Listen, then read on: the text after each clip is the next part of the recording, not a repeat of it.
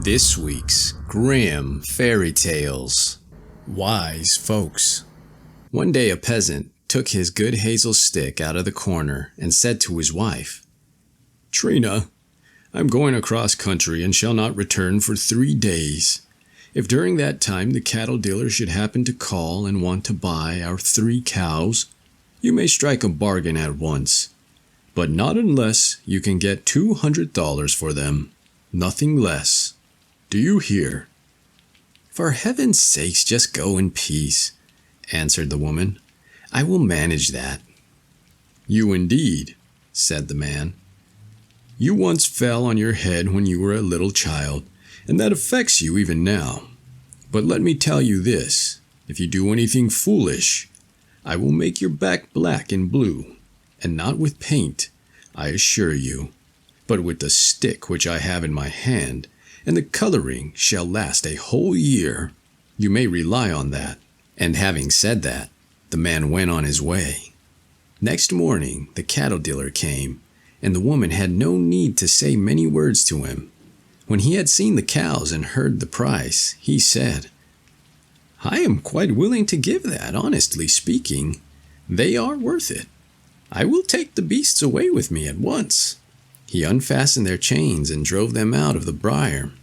But as he was going out of the yard door, the woman clutched him by the sleeve and said, "You must give me the $200 now, or I cannot let the cows go."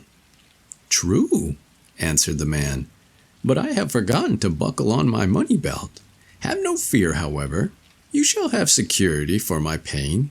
I will take 2 cows with me and leave 1, and then you will have a good pledge." The woman saw the force of this, and let the man go away with the cows, and thought to herself, "How pleased Hans will be when he finds how cleverly I have managed it." The peasant came home on the 3rd day, as he had said he would, and at once inquired if the cows were sold. "Yes, indeed, dear Hans," answered the woman, "and, as you said, for $200, they are scarcely worth so much." But the man took them without making any objection. "Where's the money?" asked the peasant. "Oh, I have not got the money," replied the woman. "He had happened to forget his money belt, but he will soon bring it, and he left good security behind him." "What kind of security?" asked the man. "One of the 3 cows which he shall not have until he has paid for the other 2. I have managed very cunningly, for I have kept the smallest, which eats the least." The man was enraged and lifted up his stick, and was just going to give her the beating he had promised her. Suddenly, he let the stick fall and said, "You are the stupidest goose that ever waddled on God's earth. But I am sorry for you. I will go out into the highways and wait for thee 3 days, and to see if I find anyone who is still stupider than you. If I succeed in doing so, you shall go scot-free, but if I do not find him, you shall receive your well-deserved reward without any discount." He went out into the great highways, sat down on a stone, and waited for what would happen. Then he saw a peasant's wagon coming towards him, and a woman was standing upright in the middle of it, instead of sitting on the bundle of straw which was lying beside her, or walking near the oxen and leading them. The man thought to himself, "This is certainly one of the kind I am in search of," and jumped up and ran backwards and forwards in front of the wagon like one who is not very wise. "What do you want, my friend?" said the woman to him. "I don't know you. Where do you come from?" "I have fallen down from heaven," replied the man, "and don't know how to get back again. Couldn't you drive me up?" "No," said the woman, "I don't know the way. But if you come from heaven, you can surely tell me how my husband, who has been there these 3 years, is. You must have seen him." "Oh, yes, I have seen him, but all men can't get on well. He keeps sheep, and the sheep give him a great deal to do. They run up the mountains and lose their way in the wilderness, and he has to run after them and drive them together again. His clothes are all torn to pieces too, and will soon fall off his body. There is no tailor there, for St. Peter won't let any of them in, as you know by the story." "Who would have thought it?" cried the woman. "I tell you what, I will fetch his Sunday coat, which is still hanging at home in the cupboard. He can wear that and look respectable. You will be so kind as to take it with you." "That won't do very well," answered the peasant. "People are not allowed to take clothes into heaven. They are taken away from one at the gate." "Then hark you," said the woman. "I sold my fine wheat yesterday and got a good lot of money for it. I will send that to him. If you hide the purse in your pocket, no one will know that you have it." "If you can't manage it any other way," said the peasant, "I will do you that favor." "Just sit there where you are," said she, "and I will drive home and fetch the purse. I shall soon be back again. I do not sit down on the bundle of straw, but stand up in the wagon, because it makes it lighter for the cattle." She drove her oxen away, and the peasant thought, "That woman has a perfect talent for folly.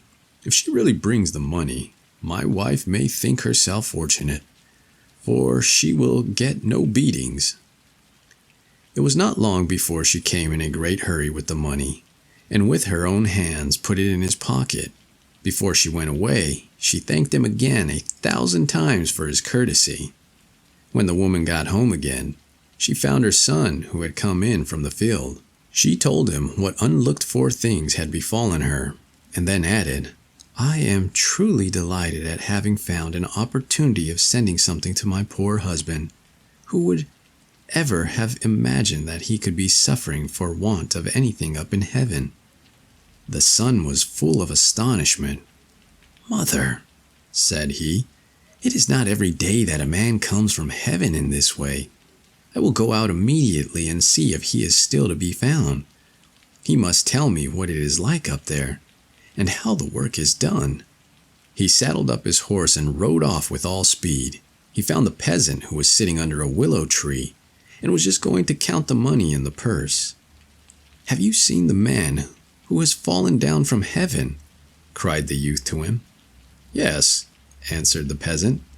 "He has set out on his way back there, and has gone up that hill, from whence it will be rather nearer.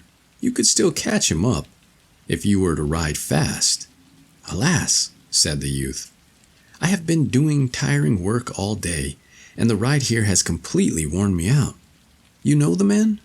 Be so kind as to get on my horse and go and persuade him to come here." "Aha," thought the peasant, "here is another who has no wick in his lamp. Why should I not do you this favor?" said he, and mounted the horse and rode off in a quick trot. The youth remained sitting there till night fell, but the peasant never came back. "The man from heaven must certainly have been in a great hurry, and would not turn back," thought he, "and the peasant has no doubt given him the horse to take to my father." He went home and told his mother what had happened, and that he had sent his father the horse so that he might not have to be always running about. "Thou hast done well," answered she. "Thy legs are younger than his, and thou canst go on foot." When the peasant got home, he put the horse in the stable beside the cow, which he had as a pledge, and then went to his wife and said, "Trina, as your luck would have it, I have found 2 who are still sillier fools than you. This time you escape without a beating. I will store it up for another occasion." Then he lighted his pipe, sat down in his grandfather's chair, and said, "It was a good stroke of business to get a sleek horse and a great purse full of money into the bargain, for 2 lean cows. If stupidity always brought in as much as that, I would be quite willing to hold it in honor."